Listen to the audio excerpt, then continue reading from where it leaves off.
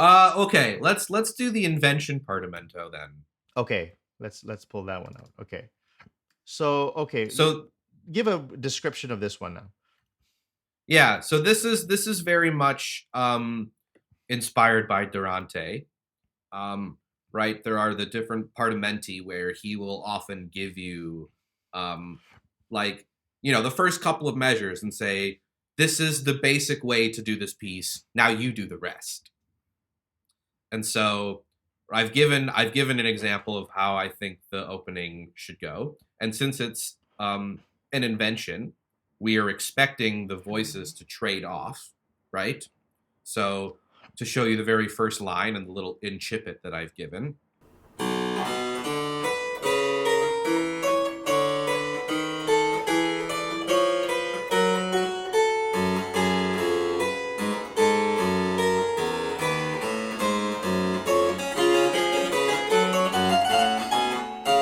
Yeah, it's And just that's like it's supposed just to like Durante. He has that incipit, right? That's cool. right. And so that's supposed to be enough to tell you how to figure out the rest of the piece if you so want. Yeah, yeah. Yeah, so I mean, just to basically say that like this is a lesson in invertible counterpoint, right? The thing that you can do in the right hand, you can do in the left hand, and the thing that you were doing in the left hand, you can do in the right hand. It's also a little exercise in showing you how to come up with, well, transpositional things, right? To recognize when there's a sequence and to know that, oh, the thing that I was just doing in the half bar before, I do in the next half bar, but down a step. Like, for example, where I just stopped, right? I stopped, I guess, the beginning of measure 6. So, Right. right, if we had from the beginning, then that becomes in the right hand.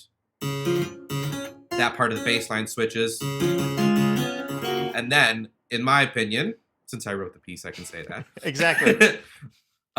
Then this little 16th note figure that we just had comes back, and then I think you're supposed to do that for the next another bar and a half.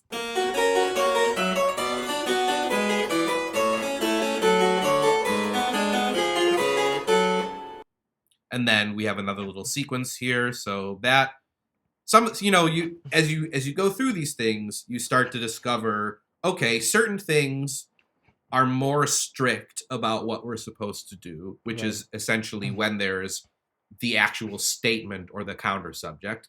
And then there are passages in the piece, which is usually in between those moments, where it's a bit more free what you decide to do, Right, right. especially when you get to like cadences, like in measure 10.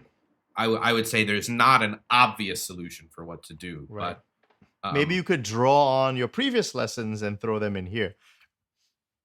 yes. Okay. So, for example, right, in a lot of ways, what's the purpose of a cadence? It's to affirm the key that we've just ended up in.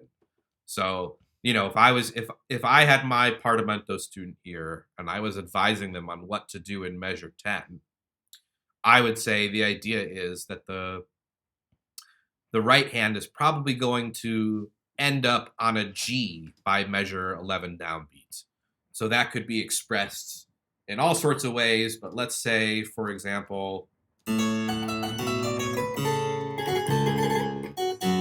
right, that's a very comfortably standard sort of solution that you could do. There, you could also do something where you mix a bit of the 16th note figuration that we had before, culminating in a trill.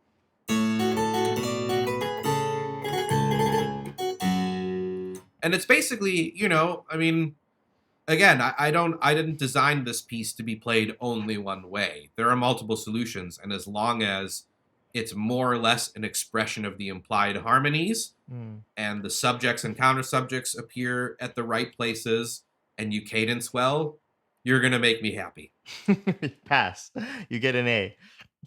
Why Yeah, now? Why don't Nathan? Why did you go through the whole thing? I mean, it sounds great. Let's go through it.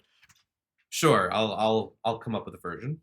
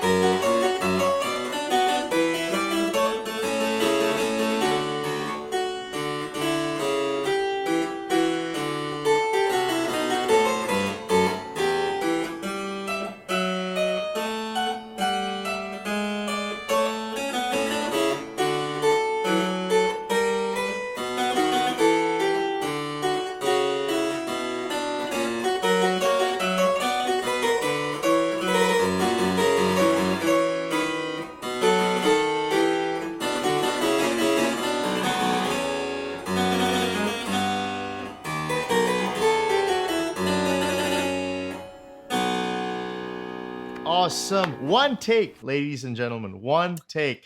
Look at this guy. This guy is awesome. Okay, Nathan, what